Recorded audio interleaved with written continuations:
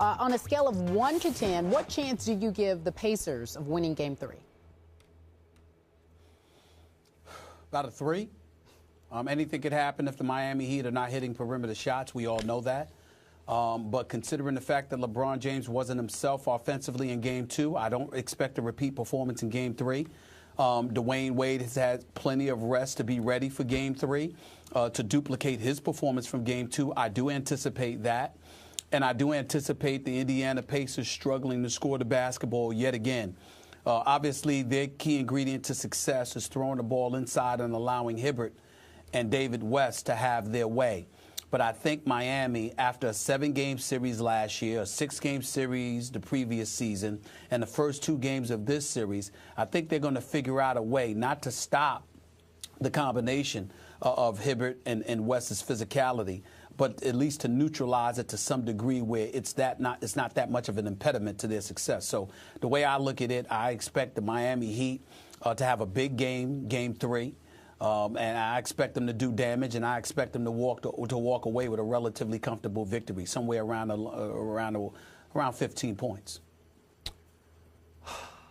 I'm kind of with you on this one. I'm a 4 on a scale of 1 to 10. My confidence in Indy winning this game. I also think that Miami at home will win another close game. I do think Paul George will play, but I don't know that for sure. But Stephen A. Smith, let me throw this out. Is it possible we're being unfair to the Indiana Pacers here? Because this is one of the weirdest playoff teams I have ever tried to figure out. They have been at their best when they have been written off. The less chance we give them, the more chance we maybe should be giving them, because I look at their playoff run so far. They're 5-1 on the road, quietly 5-1. Now, again, they haven't been playing Miami on the road, but remember, they were down 2-1, 2 games to 1 at Atlanta. They won Game 4, 91-88, barely. They were down 3-2 at Atlanta. They won Game 6, 95-88.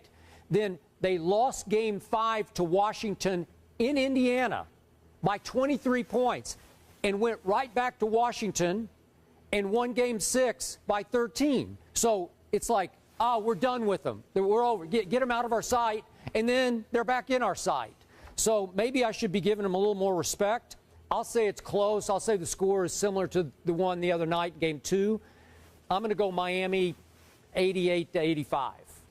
88-85. I'm going to go Miami 101-86. I think that they're going to win comfortably. And I just look at it again to answer your question directly, Skip. Listen, I'm a fan of the Indiana Pacers as people. I mean, I'm telling you, you get to know these guys. It's impossible to literally root for them to fail.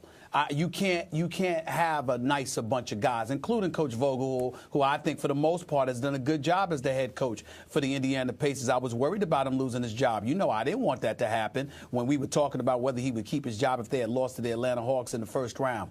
But in the end, what it comes down to is that if we're being honest, they don't deserve fairness.